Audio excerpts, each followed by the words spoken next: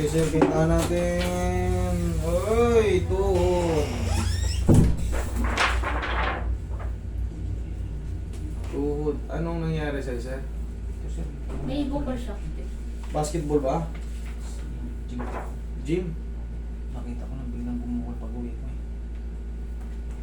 Ano ba to? Nabasa itong ano mo? Ha? Hindi naman. Hindi mo, sir. Hindi naman. Ganyan talaga, may shadow talaga. Hmm. Ito may fracture yung ano yun. Kaya nga, May fracture yung uwa eh.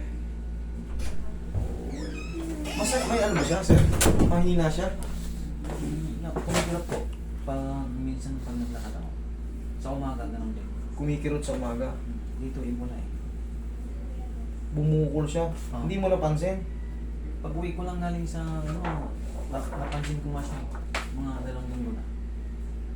No significant radiographic findings. Walang makita sa ano. Ibig sabihin niyan, buto mo yan. Kasi makikita dyan kahit paano yung mga pagkamalaki yung cyst, katulad ito. Ibig sabihin ito, normal na buto to. Buto yan, sir. Wala kang dapat, di ka takot dyan. Pero kung sumasakit siya, mahina, doon ka matakot kasi buti nga sa'yo. Sige, hindi ka. Kaya pa naman siyang ilaro ng basketball. Oh, meron na pala eh. Kaya tingnan mo lang po, baka mamaya may ano. Wala yan, sir. Kasi iba oh. Diba? Sir, sa x-ray nyo, lumabas siya na no significant or radiographic problem. Wala siyang problem. Ito, normal na buto mo to. Normal na buto mo to. Buto yan. Masakit? Hindi naman. Pero ano siya, may medyo pag tingin medyo masakit. Ang tawag dyan is bone spar. Bone spar yan. Mayroon talagang tumutubo niyan, ganyan. Pero hindi siya sobrang sakit. Hindi naman. Kasi pagkapila ito, sir, kunyari sabihin natin, na-dislocate yung ano mo, na-dislocate yung patela. Patela ang tawag dito. Pag ginanyan ko yan, inilipat ko ng ganyan, kaya iuusog ko ng ganyan. Gaganon ka, makakasaktan ka. Ayan. Pag dinidinan ko, wala. Parang Good job, Wala wala sakit niya, yung parang siyempre pag ano, normal na sakit lang. Sa kabila. Ayan.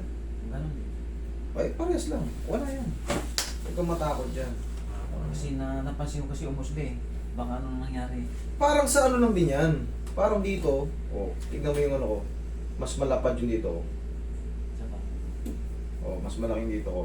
Wala yan kasi minsan may mga tubo ng buto na parang hindi tugma sa iba. Hindi tugma sa minsan hindi proportion. Nangyayari talaga yun. O kaya meron tayong mga bone spar na tinatawag. May mga bone spar. Kusang tumutubo yung sa buto lalo pag umiidad, may mga na tayo, arthritis. Pero ito hindi to arthritis eh.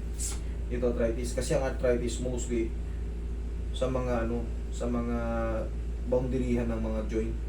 Itong sa ibabaw na to, hindi to ng arthritis. Tsaka hindi siya masakit oh. Wala, dapat yan pag tiniris ko yan.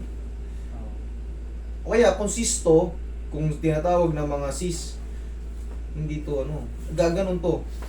Gagalaw siya. Pwede mong, pag pinindot mo, uusog. Pag pinindot mo, hindi mo siya mahuli. Parang jolin siya na mga nodules. Pero ito hindi eh. Ayan, huling-huli siya. Oh, ito. i-sure ko lang kasi wala kami nakita ron sa ano eh. Wala. Eh, kung nakakalaro ka naman basketball, wala kang dapat ikaalala. Baka may lumisi. Tandaan nyo, pag lumis yan, hindi ka makakalaro ng basketball kasi may stress tong patellar tendon. May stress yan. Pag nakalisto, pag na-stress yan, mamamaga yan. Pero yung wala, matigas pa sa maso eh. Huwag mo nang pakialaman, wala naman palang masakit, kala mo. Pero sa assessment ko, no problem. Okay? Sige. Salamat. Salamat, sir. Salamat!